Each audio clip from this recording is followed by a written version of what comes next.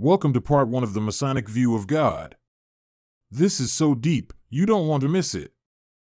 Regarding God, Albert Pike, renowned prolific Masonic author and leader, infamously once said, "That which we must say to the crowd is we worship a God, but it is the God one adores without superstition.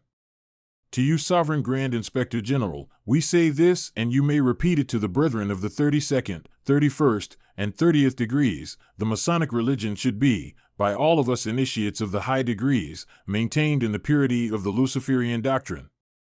If Lucifer were not God, would Adonai, the God of the Christians, whose deeds prove cruelty, perfidy, and hatred of man, barbarism, and repulsion for science, would Adonai and his priests calumniate him? Yes, Lucifer is God, and unfortunately, Adonai is also God, for the eternal law is that there is no light without shade, no beauty without ugliness, no white without black, for the Absolute can only exist as two gods. Darkness is necessary for light to serve as its foil, as the pedestal is necessary to the statue, and the brake to the locomotive.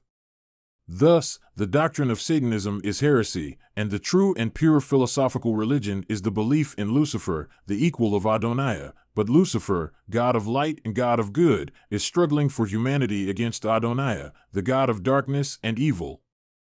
It has been said that the first sign of heresy starts with how one defines the nature of God. If one defines God outside of the biblical context, then such a definition is considered heretical from a Christian worldview. Pike's view of God is a perfect example of a heretical view of God from a biblical perspective. Some Masons may argue that this is merely Pike's opinion about God and not a Masonic view from a Grand Lodge perspective.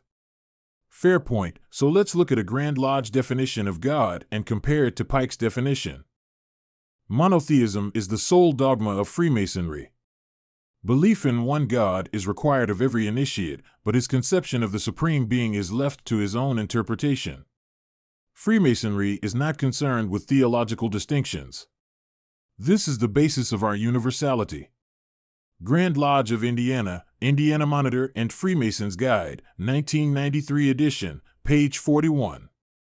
The Grand Lodge system is the final authority in Freemasonry, which means their position on any Masonic matter is the final word over the jurisdiction for which they preside. And in recognition of other Grand Lodge jurisdictions, they usually corroborate one another's position on any topic within the Masonic order. Now, if we compare the Grand Lodge of Indiana's definition of God to Albert Pike's definition, we can see that it actually supports Pike. Since Freemasonry is not concerned with theological distinctions, instead it gives Pike and all other members of the order the Masonic right to their own conception of the Supreme Being, which is left to their own interpretation. As you can see, the Masonic view of God is Islamic, Christian, and, as Pike said, Luciferian, all at the same time.